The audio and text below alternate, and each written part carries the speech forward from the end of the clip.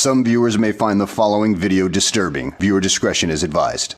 Hey everyone, welcome back to Board Games Unlocked, and today I'm doing a discussion over World Wonders, which was a game that came out in 2023, and unfortunately I did not have a chance to play it, so it wasn't considered for any of the lists or anything. I think it also came out late last year, but it came out just in time for a lot of people to have quite a buzz about it. And you know, so there's these games that come out where it's like they just get a bunch of hype, and it's like, okay, is it worth it? Is it true? Could it just be recency bias, or so on and so forth? But I gotta say, this game is very, very good. It's rare, honestly. I play a lot of like good games, so some of them are like really heavy. So it's like, that was a fantastic game, and I don't really want to play it immediately after. But there's some games that every once in a while I'll play it, and the first time I played World Wonders, I was like, oh yeah, this is pretty good. And then, you know, we played a few other games, and then it was like, okay, well, what game are we playing next? And I looked over and I was like, I kind of want to play World Wonders again. And they were like, me too. Like, so it was just that type of game that made me want to play it again. And then I just kept kind of thinking about it. I'm like, you know, it's very solid. Because I love polyomino games. It's just one of those genres that makes my brain tingle. No matter how simple, like, inherently they're almost always simple. Not counting Feast for Odin or anything like that, but for the most part they're pretty straightforward. But just that spatial awareness of, you know, meticulously placing the different types of pieces just works for me. So whenever I heard that this was that, I'm like, okay, great, well, I have to try it. And then the gimmick of having the monuments, the different world wonders that have very specific requirements to be placed, it's like, okay, yeah, sure, that's one thing, so you build for that. But then the added layer of everything you do on your turn costs gold. Buying buildings costs a certain number of gold depending on the pieces. Buying roads costs gold. Buying towers costs gold. And buying a monument costs any amount of gold, except that's your entire turn. So that extra layer of looking at what everyone is playing and what they could theoretically take has a race element built in, where if you look at your state and you're like, okay, the Great Wall of China needs to be next to a natural resource, a road, and the H building. I don't know if those actually have specific names.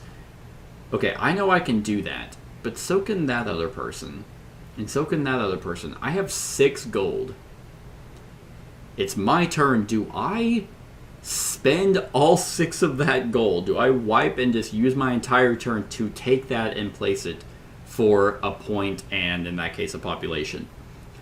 Or do I risk it? Do I spend some more of my gold to buy another building, to get resources increased, and then hopefully when it comes back around, it's not that big of a hit?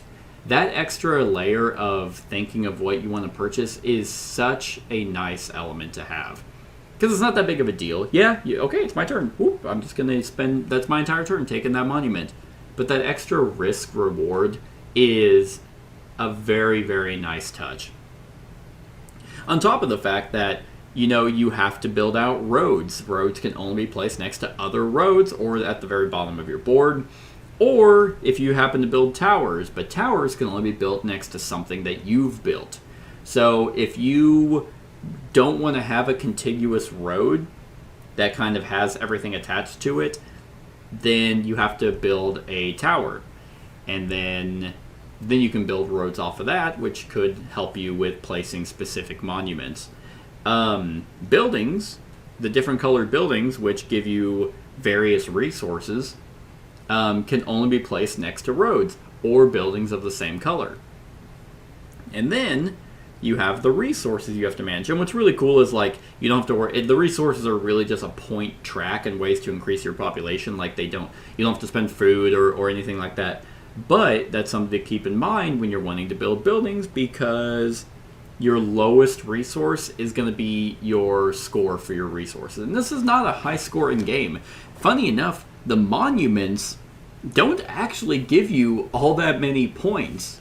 It's not like Machu Picchu, for example, is a 3x4 all land piece that has to be adjacent to 2 green types of buildings, and it only nets you 2 points. Funny enough, the game called World Wonders, you actually don't, get a lot of points out of that. However, after comparing resources, which most of the time you're gonna get them like relatively high, it will be like the monuments that add up, and then also the fact that if you completely surround a building, then it's going to score you for that, as well as not covering natural resources. A lot of these polyomino games have something like that, where you don't want to cover certain things because, hey, like Barren Park kind of has that. You want to enclose certain things around, and then you get victory points for it. It has a little bit of that. But, the monuments look fantastic. Like, this board, or this game, has a really nice table presence. It's just really cool having the very nice wooden pieces that are the only 3D element of your board. It just looks very good after you're done, and it's just good. Like, I'm very impressed with how it works overall. Now, at this point, they've already announced an expansion, which I think adds a new mode to play and 9 new monuments, which is fantastic, because I will say that now this game is like $40 or $50. It wasn't Kickstarter, as far as I can tell, and yeah, it's actually relatively cheap for the quality you get. Like, these are nice wooden pieces for all. They come kind of painted, and just the quality overall is very, very nice for the $40 or $50 that you spend on it. So it's just kind of a breath of fresh air to see a game come out and be like, oh my god, I didn't have to back that, and I'm not missing anything. You can just go buy the game and feel good about your price, and then also on top of that, it's a great game.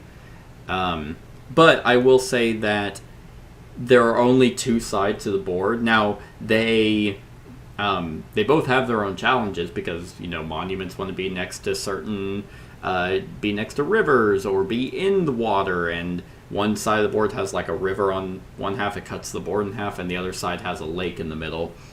But if you play this game, a decent amount of times, you're gonna kind of see it all. So I think an expansion already being announced is great. Adding new monuments and a new mode to play will be really cool. So I'm very excited to see that. And another really neat thing is they have like a paragraph of like facts about all the monuments, which was really cool. Yeah, it's a very, very solid game, and one I'm very happy to have in my collection. And the biggest thing for me was that after playing it and then playing some other games, wanting to go back and play it again, and then playing the solo variant and then playing it again. It's like I've played this game a lot in the short amount of time that I've owned it, and I've just had a great time every time, because like the game only lasts 10 rounds at max 10 rounds, and depending on your player count, you're gonna have like the same, and I always just kind of bag these as I go. You're gonna have 1, 2, 3, 4, 5, 6. You're gonna have the same 6 types, but then in a like a 4 or 5 player game, you have the long roads. So you have different shapes depending on number of players, and the way that the building colors are going to come out, on top of which monuments you're going to want to go for, depending on the buildings that come out. It still gives you that very nice spatial awareness. Yeah, so I'm very impressed. I enjoy this quite a bit. So yeah, I don't really have any major negatives. Like, besides it's not even really a negative. it's just kind of the crux of a lot of games that if you play it a lot, it's kind of like, well, all right, well, that's that. But polyomino games just really don't do that because of just the fact that you're gonna have to deal with the randomness of things coming out in order to, do a very nice layout that'll work with, in this case, the monuments. So just the fact that it's already kind of fixed with an expansion that will be coming out, I think, early this year, that it's like, okay, well, there's more monuments already and a new mode. And on top of that, I completely forgot because I haven't used these every single time I've played. But I actually just figured out, I remembered the other element of variety are these advanced cards, these public objectives that get added. So these will again add more replayability. You just shuffle these up and then you put out 3. And it's like, oh, okay, so whoever has a metropolis, whoever has adjacent of every single type of building, or the most, whoever has the highest food, and whoever has, I don't know what that is, the most natural resources, I think. You just have these out for everyone to look at, and whoever, like in the culinary one, whoever has the greatest food track will get 3 additional points. I would honestly say that if you, because of the 2 different board types, they do provide a unique challenge. I would say play on one board type once without these, and if you play on that same board type, then immediately add these. And then same for the B side. But yeah, you have some advanced ways to play. These being included provide a unique challenge again, because you're going to be vying for different buildings and different layouts, and that adds another element of thinking. So yeah, I actually completely forgot that they were in the box. So yeah. All right. Well, on a scale of 1 to 10, I'm gonna give World Wonders a 9. I really, really like it. If I had played it and I was like, okay, yeah, no, that was pretty good, it probably would be an 8. But the fact that I was like, I want to play it again, which sounds crazy, but with how many games I play and want to review and campaigns that I do, it's normally like, okay, like I got the game, I understand I understand the game, so let's do a review and then I'll play it at another time. But for me to want to play a game pretty much immediately after again is a rare thing, at least for me. So yeah, I'm gonna give World Wonders a 9, and that's it. That's my thoughts on the game. So let me know what you think of World Wonders in the comments below. Other than that, like, comment, share, and subscribe, and have a wonderful whatever time of day it is for you. Hey everyone, thank you for watching, and I really hope that you enjoyed the video. If you would like to see more of my content, go ahead and click that subscribe button and the bell to be notified whenever I upload any new content. If you feel like supporting the channel, you can go ahead and click that Patreon link to be taken to my Patreon, and any help is truly appreciated. Other than that, stick around for any other run-throughs or reviews or cool top 10s or whatever I feel like putting on. Other than that, like, comment, share, and subscribe, and have a wonderful whatever time of day it is for you.